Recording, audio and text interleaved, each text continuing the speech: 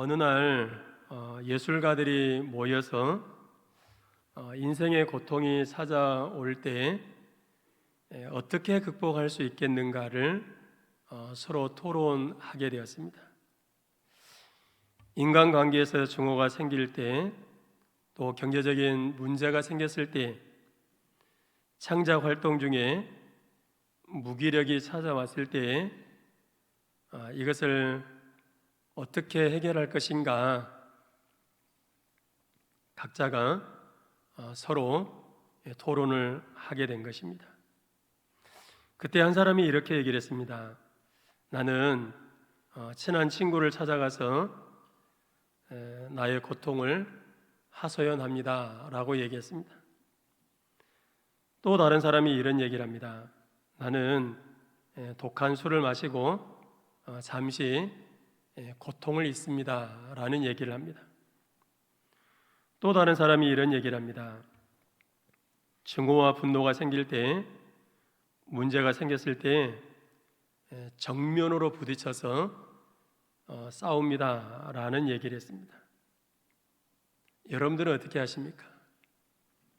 인생의 여러 가지 고통이 찾아올 때 그 문제를 어떻게 해결하고 계십니까? 예술가들은 자기 나름대로 나는 내 인생의 고통이 찾아올 때, 또 인간관계에 있어서 증오가 생길 때, 또 창작 활동을 함에 있어서 무기력이 찾아왔을 때 나는 이렇게 해결합니다 라고 그들이 얘기를 하지만, 중요한 것은 그들이 공통적으로 하는 얘기는 그렇게 하지만 근본적으로 문제가 해결되지 않더라라고 하는 것을 얘기를 한 것입니다. 나름대로 나는 이렇게 하면 해결될 거야, 그렇게 해서 친구를 찾아가서 하소연을 하고, 또 술을 마셔보기도 하고, 또 정면으로 부딪혀서 싸워보기도 하지만 근본적인 문제는 해결되지 않더라라고 하는 것을 얘기한 것입니다. 그때 독실한 크리스찬이었던 독일의 유명한 음악가인 하이드는 이런 얘기를 했습니다. 우리 집에는 작은 방이 하나 있습니다. 나는 고통이 찾아오고 마음이 괴로울 때면 그 골방에 들어가 무릎을 꿇고 하나님께 기도를 드리며 도움을 구합니다. 그리고 골방에서 기도하고 나올 때면 마음의 평안을 얻고 희망의 빛이 비춰옵니다. 이것이 인생의 문제를 해결하는 비법입니다. 이렇게 얘기를 했다는 것입니다. 여러분, 인생을 살아가면서 시험과 근심과 걱정, 염려, 또 괴로움, 인생을 살아가면서 이런저런 문제가 없는 사람은 아무도 없습니다.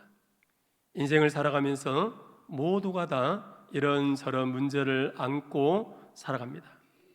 성경은 우리 인생 가운데 찾아오는 이런저런 문제를 해결할 수 있는 해답이 무엇이라고 얘기하는가? 기도라고 얘기하고 있습니다.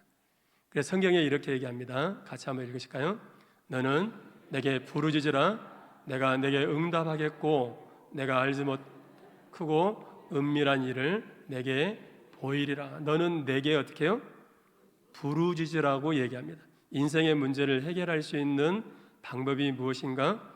고통의 문제를 해결하고 여러 가지 인생에 찾아오는 그 문제를 해결하는 방법은 내가 그 문제를 안고 고민하고 염려하는 것이 아니라 하나님께 부르짖어 기도하는 것이라고 얘기합니다.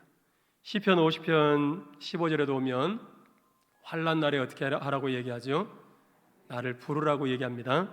또 시편 86편 7절에도 오면 나의 환난 날에 내가 주께 부르짖으니 주께서 내게 응답하시리이다 라고 다윗은 고백했습니다.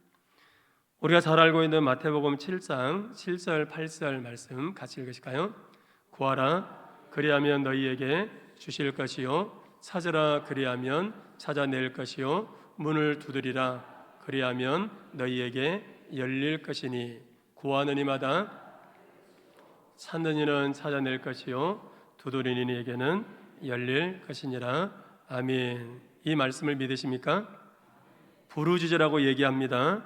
구하라고 얘기하고 찾으라고 얘기하고 두드리라고 말씀하십니다. 그런데 이 말씀을 하시고 이어지는 그 말씀에 보면 하나님이 응답해 주겠다라고 약속하고 있는 것입니다. 여러분, 기도는 방법을 찾는 것이 아니라 하나님을 찾는 것입니다. 기도가 뭐라고요? 방법을 찾는 것이 아니고 하나님을 찾는 것이 기도입니다. 여러분, 기도의 본을 보여주신 분이 누구실까요? 예수님이 우리에게 기도의 본을 보여줬습니다. 공생애를 시작하시기 전 예수님은 40일 금식하시면서 기도하시고, 그리고 공생애 기간 내내 예수님은 기도의 본을 보여줬습니다.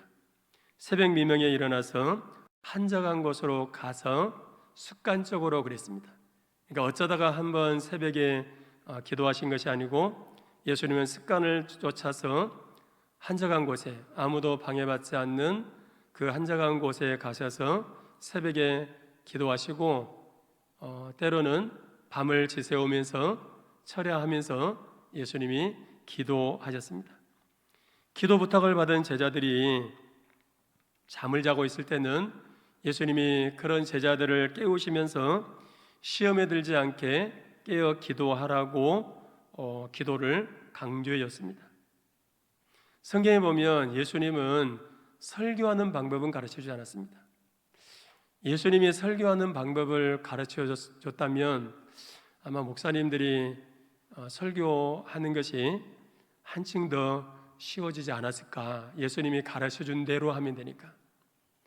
예수님이 설교를 어떻게 하라고는 가르치지 않았지만 뭘 가르쳤어요? 이렇게 기도하라고, 어떻게 기도해야 될 것인가를 우리에게 가르쳐 줬습니다. 여러분, 인생의 시험과 근심과 걱정과 염려, 괴로움, 또 문제가 있을 때에 하나님을 찾는 여러분들 되시기를 주님의 이름으로 축원합니다. 사도 바울은 로마 감옥에 갇혀 있습니다. 모든 것이 불편하고 고통스러운 그런 감옥 안에 있으면서도 에베소 교회 성도들에게 편지를 보내면서 먼저 바울은 감사의 기도를 드리고 있습니다. 지난 시간에 살펴보았던 것처럼 바울은 무엇을 감사하고 있는가? 삼위일체 하나님의 구원 사역을 인해서 하나님께 감사의 기도를 드리고 있습니다. 성부 하나님께서 창세 전에 하나님의 기쁘신 뜻대로 예정하시고, 또 성자 예수님은 십자가상에서 구원을 완성하시고, 그리고 성령님은 그렇게 이루어 놓으신 구원 사역을 각 사람에게 적용시켜 주시는 이 삼위일체 하나님의 구원 사역을 인해서, 다시 말하면 전적인 하나님의 은혜를 인해서 바울은 하나님께 감사했습니다. 뿐만 아니라 성도들의 믿음과 사랑을 인해서라고 말씀을 드렸습니다. 많은 어려움들이 있었지만 그런 가운데서도 에베소 교회 성도들은 신실하게 하나님을 섬기고, 그리고 성도들 간에 서로 사랑의 교제를 나누고 화목함을 인해서 바울은 감사의 기도를 드렸다는 것입니다. 이처럼 바울은 하나님의 삼위일체 하나님의 구원 사역을 인해서, 또 성도들의 믿음과 사랑을 인해서 감사하되, 16절 하반절에 보면 뭐라고 얘기하죠? 감사하기를 그치지 않았다. 이런 하나님의 은혜를 인해서 성도들이 신앙생활하고 있는 이런 신앙의 모습을 인해서 바울은 감사하기를 그치지 않았다라고 그렇게 말씀하고 있습니다. 계속해서 오늘 말씀해 보면 이제 사도 바울의 기도의 내용이 나옵니다.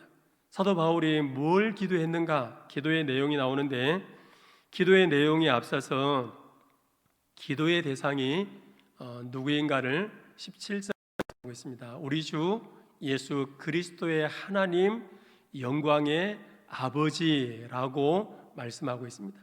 기도의 대상이 누구인가를 분명하게 먼저 언급하고 있습니다.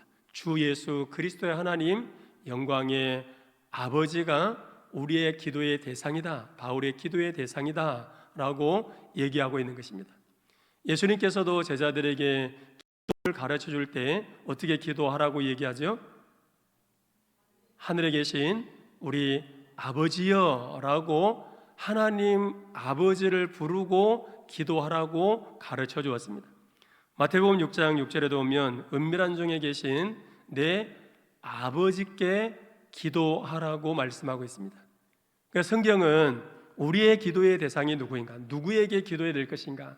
사람이 만들어 놓은 어떤 수곡물을 우상으로 만들어서 거기다가 복 달라고 비는 것이 아니라 세상 모든 만물들을 창조하시고 인류의 모든 역사를 주관하시고 섭리하시는 살아계신 하나님 우리 아버지 주 예수 그리스도의 하나님 영광의 아버지가 우리의 기도의 대상인 줄로 믿으시기를 바랍니다. 계속해서 바울은 이제 기도의 대상을 누구인가를 말하고 기도의 내용이 뭔가를 이제 소개하고 있는데 17절에 보면 지혜와 계시의 영을 주셔서 하나님을 밝히 알게 해달라고 기도하고 있습니다. 우리 17절 말씀을 다시 한번 읽으실까요? 우리 주 예수 그리스도의 하나님 영광의 아버지께서 지혜와 계시의 영을 너희에게 주사 하나님을 알게 하시고. 아멘. 바울은 기도할 때 하나님께서 무엇을 주시는가? 지혜를 주신다라고 말씀하고 있습니다. 여러분, 지혜와 지식이라고 하는 것은 다른 것입니다. 지식이라고 하는 것은 학문을 통해서 아는 것이라고 한다면, 지혜라고 하는 것은 하나님께로부터 오는 분별력, 하나님께로부터 오는 통찰력을 일컬어서 지혜라고 말합니다. 우리가 세상을 살아가면서 필요한 것들이 참 많이 있죠. 그런데 우리가 인생을 살아가면서 정말로 우리에게 필요한 것이 있다면 하나님이 주시는 지혜일 것입니다. 사람이 살아가면서 지혜가 부족해서 사기를 당하기도 하고 지혜가 없어서 일을 그르치는 경우들도 얼마나 많은지 모릅니다. 요즘 같은 혼란한 시대에 선악을 분별하고 하나님의 뜻을 분별하고 선택의 갈림길에 놓였을 때에 분별할 수 있는 이 지혜, 통찰력은 그 어느 때보다도 필요한 그런 시대가 되었다는 것입니다. 그래서 야고보서 1장 5절의 말씀에 보면 너희 중에 누구든지 지혜가 부족하거든 모든 사람에게 후히 주시고 꾸짖지 아니하시는 누구에게 구하라고 얘기하죠? 하나님께 지혜를 구하라고 얘기하고 있습니다.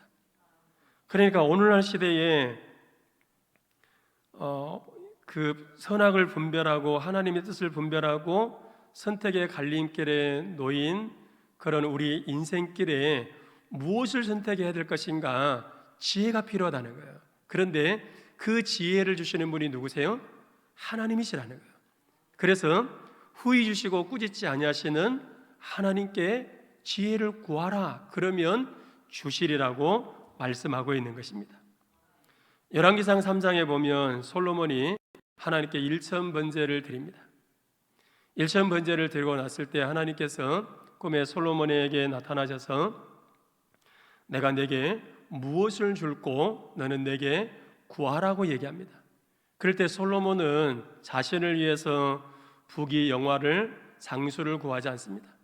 하나님 백성들을 잘 다스리고 관리할 수 있도록 하나님께 지혜를 달라고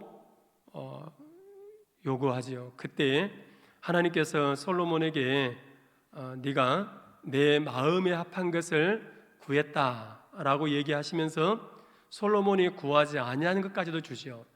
내가 구하지 아니한 부귀와 영광도 내게 주노니 내 평생의 왕들 중에 너와 같은 자가 없을 것이라고 말씀했습니다. 솔로몬이 하나님께 지혜를 구함으로 인해서 그가 하나님께 구하지 아니했던 부와 영광과 또 존귀까지도 얻게 된 것입니다. 여러분, 지혜라고 하는 것은 학생들이 공부를 할 때도 지혜가 필요합니다. 또 사업을 할 때도 지혜가 필요합니다. 직장생활 할 때도 지혜가 필요하고, 가정을 행복하게 만드는 데도 뭐가 필요하죠? 지혜가 필요합니다. 여러분, 말 한마디를 지혜롭게 하지 못해서 가정이 깨어지고, 또 말 한마디를 지혜롭게 하지 못해서 사람들과 관계 속에서 갈등이 빚어지기도 합니다. 또 지혜가 없어서 실패하는 경우가 얼마나 많은지 모릅니다. 바울은 하나님께 기도할 때 하나님께서 지혜를 주신다고 말하고 있는데, 오늘 저녁에도 여러분들이 기도하는 중에 하나님이 주시는 이 지혜가 임하게 되기를 주님의 이름으로 축원합니다. 그래서 하나님이 주신 그 지혜를 가지고 세상 속에서도 당당하게 승리하며 살아가는 저와 여러분들 되시기를 주님의 이름으로 축원합니다. 또한 기도할 때에 계시의 영을 주신다라고 말씀하고 있습니다. 계시의 영은 무엇을 얘기하는가? 성령을 얘기합니다.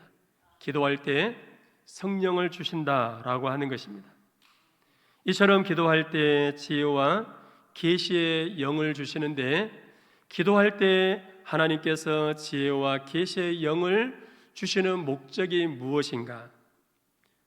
오늘 17절 하반절의 말씀에 보면 하나님을 알게 하시고 라고 말씀하고 있습니다.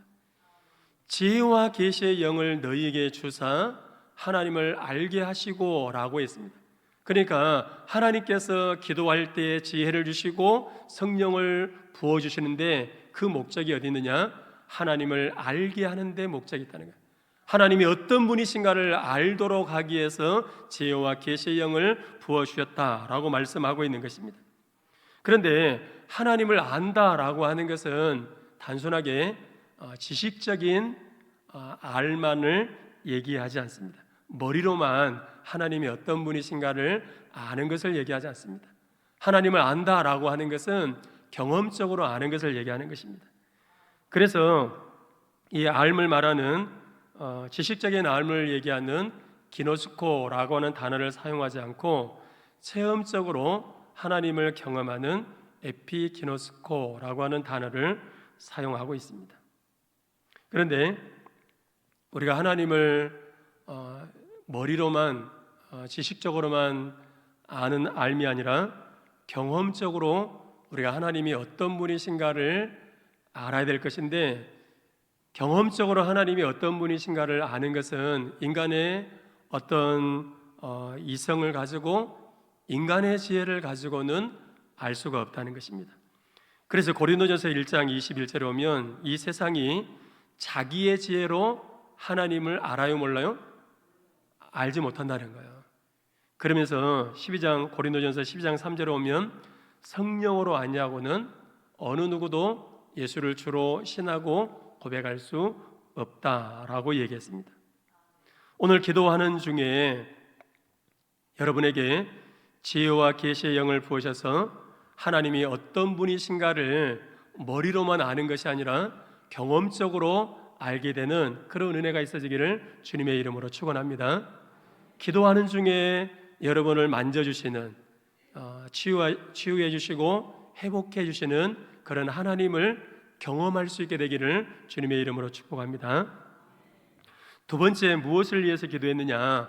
마음의 눈을 밝히 열어주시기를 위해서 기도했습니다. 18절 너희 마음의 눈을 밝히사라고 했습니다. 마음에도 눈이 있다고 얘기하고 있습니다. 마음의 눈은 뭘 얘기할까요?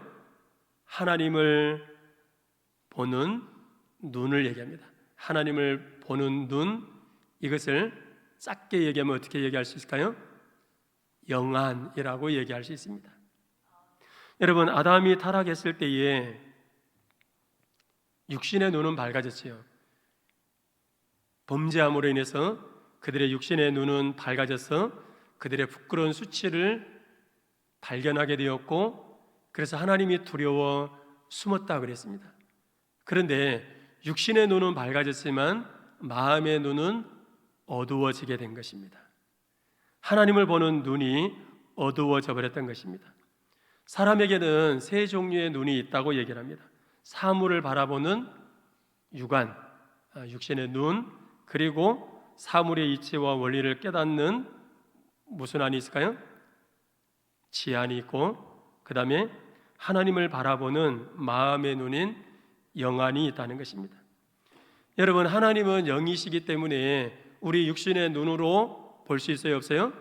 볼 수 없습니다. 하나님은 영이시기 때문에 인간의 어떤 그 지식의 눈으로도 하나님을 볼 수가 없습니다. 신앙의 눈, 마음의 눈, 영적인 눈으로만 하나님을 바라볼 수 있는 것입니다. 그래서 시편 119편 18절에 보면 다윗은 마음의 눈을 열어주셔서, 마음의 눈을 열어주셔서, 그 말은 영안을 열어주셔서 하나님을 바라보는 이 눈을 열어주셔서 말씀을 통해서 행하시는 하나님의 놀라운 일들을 보게 해달라고 다윗이 기도하고 있는 것을 볼 수 있습니다.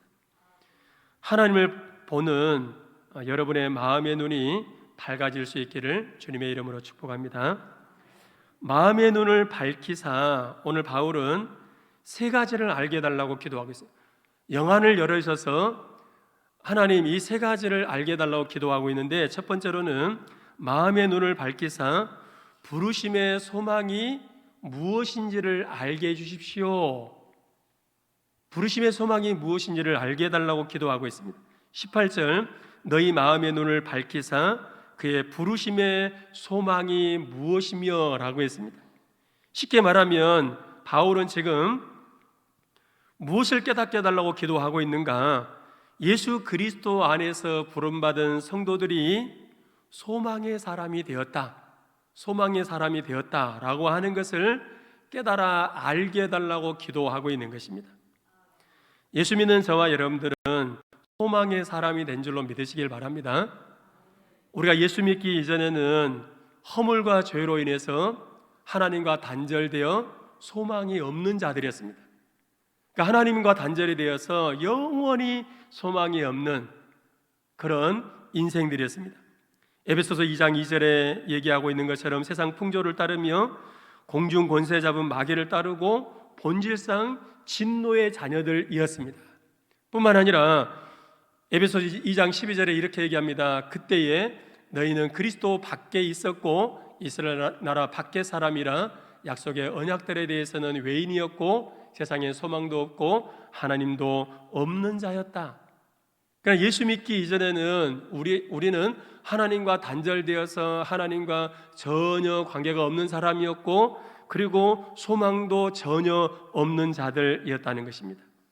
그러나 이제는 저와 여러분들이 예수 그리스도를 믿는 그 믿음 안에서 하늘의 소망을 두고 천국을 소망 삼고 살아가는 그런 자들이 된 줄로 믿으시기를 바랍니다. 사도 바울은 영안을 열으셔서 이것을 알게 해달라고, 예수 그리스도 안에 있는 자들이 정말로 소망이 있는 자다라고 하는 것을 알게 해달라고 기도하고 있는 것입니다. 여러분, 신자나 불신자나 죽는 것은 다 동일합니다. 신자라고 해서 안 죽고 오래오래 살고, 불신자라고 해서 빨리 죽고 그러지 않다는 것입니다. 무엇이 다른가? 죽음에서부터 달라지는 것입니다. 성도들은 죽음 앞에서도 평온한 마음으로 죽음을 맞이할 수 있는 것입니다. 막상 죽음이 찾아올 때 처음에는 두려워하는 그런 마음도 생기게 될 것입니다. 그러나 정말로 하나님이 나를 부를 때가 되었다라고 하는 사실을 내가 받아들이게 되면 받아들이는 순간 나는 죽음을 통해서 어디를 가죠? 하나님이 예비해 놓으신 하나님의 나라 천국에 들어가게 되는 것입니다. 그래서 하나님의 나라에 대한 소망이 있는 사람은 죽음 앞에서도 담담하게 그 죽음을 받아들일 수 있게 되는 것입니다. 평온한 가운데 죽음을 맞이할 수 있게 되는 것입니다. 왜냐하면 죽음이라는 과정을 통해서 우리가 하나님이 예비해 놓으신 하나님의 나라 천국에 들어가기 때문에 그렇습니다. 그러나 불신자들은 죽음이 찾아오면 악한 마귀가 지옥으로 끌고 가기 위해서 어둠의 영들이 자기에게 찾아온다는 것을 알기 때문에 두려워 벌벌 떠는 것입니다. 오만 인상을 쓰고 죽기 싫어서 그렇게 몸부림치게 되는 것입니다. 바울은 오늘 마음의 눈을 밝히사 이 영안을 열어주셔서 우리의 성도들로 하여금 예수 그리스도 안에서 소망이 있는 사람이 되었다는 것을 알게 해달라고 기도하고 있는 것입니다. 두 번째로 마음의 눈을 밝히사 영안을 열어주셔서 기업의 영광의 풍성함이 무엇인가를 알게 해달라고 바울은 기도하고 있습니다. 우리가 그리스도 안에서 하나님의 영광의 기업이 된 줄로 믿으시길 바랍니다. 저와 여러분들이 예수를 믿음으로 인해서 하나님의 영광의 기업이 되었다라고 하는 것은 우리가 하나님께 가장 소중하고 그리고 가장 존귀하고 보배로운 존재가 되었다는 의미인 것입니다. 달리 표현하면 어느 누구도 우리를 하나님의 손에서 빼앗을 자가 있어요, 없어요? 빼앗을 자가 없는 존재가 되었다는 거예요.